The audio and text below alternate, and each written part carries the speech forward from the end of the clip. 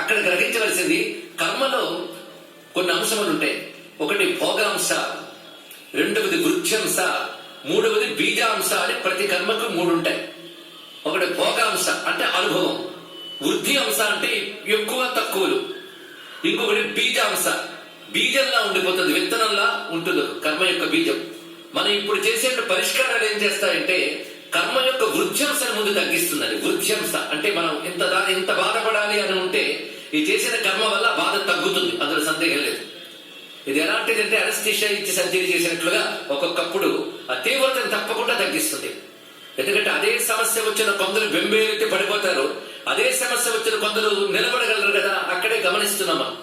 అందుకే ఈ చేసే పరిష్కారాలు వృద్ధ్యంశను ముందు పెరగనివ్వకుండా తగ్గిస్తుంది.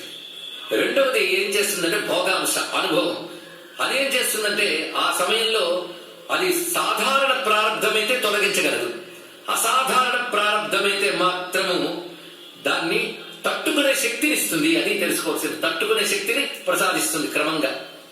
ఇక బీజాంశ ఏదైతుందో అది కొంతపాటు అనుభవంతో తొలగేలా చేస్తుంది.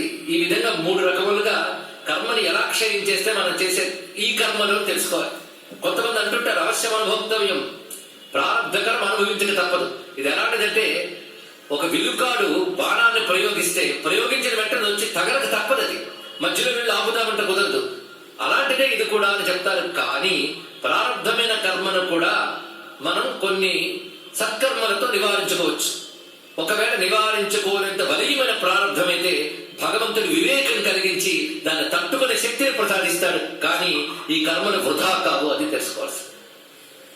అయితే ఒక్కొక్కప్పుడు బలంగా మనకు లేని తెచ్చుకునే ప్రయత్నం చేసేమే అనుకోండి, ఆ వచ్చిన వాటి వల్ల అంతో ఇంతో దుఃఖం అనుభవించక తప్పదు. అది కూడా ఆలోచించుకోవాల్సిన అంశమే. అది మనం కొంతమంది వ్రతాలు చేసి యజ్ఞాలు చేసి సంతానాదులు పొందినటువంటి వారికి అంతో ఇంతో దుఃఖం తర్వాత కలగడం పురాణ కథల్లో కూడా మనం చూస్తుంటాం. ఇన్ని రకాలు ఉంటాయి కర్మగతులు.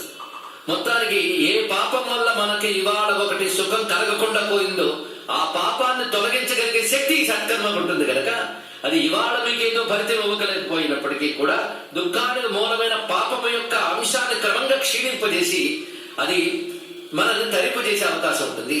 అని ఏ విధంగా చూసినా అభీష్ట సిద్ధి ఇవ్వడమే కాకుండా క్రమంగా చిత్తశుద్ధిని జ్ఞానాన్ని కూడా వస్తుంది. అదే సత్కర్మలు ఎప్పుడు మనం రక్షిస్తాయి కానీ ఏవి వ్యర్థము కావు, ఇవి తెలుసుకోవాలి ఇక్కడ. అయితే మహాత్ములు ఏం చేస్తారంటే అది ఫలితం ఇచ్చినా లేకపోయినా, నాకు సుఖం కలిగిన దుఃఖం కలిగిన ఏదేమైనప్పటికీ నేను సత్కర్మను ఆచరిస్తాను. ఇది ఫలాకాంక్షతో ఆచరించడం, చిత్తశుద్ధి కోసం భగవదర్పణ బుద్ధితో ఆచరిస్తానంటారే ఇది ఉత్కృష్టం అండి. అటువంటి వారు నేను ఇన్ని జపాలు చేశాను కానీ నాకు ఇంకా సిద్ధి పొందలేదని కంప్లైంట్ ఉండదు వాడికి. ఎందుకంటే ఈశ్వరార్పణ బుద్ధితో చేశారు కనుక నాకు సిద్ధి ఎంత ఉందా అని మధ్య మధ్యలో చూడరు.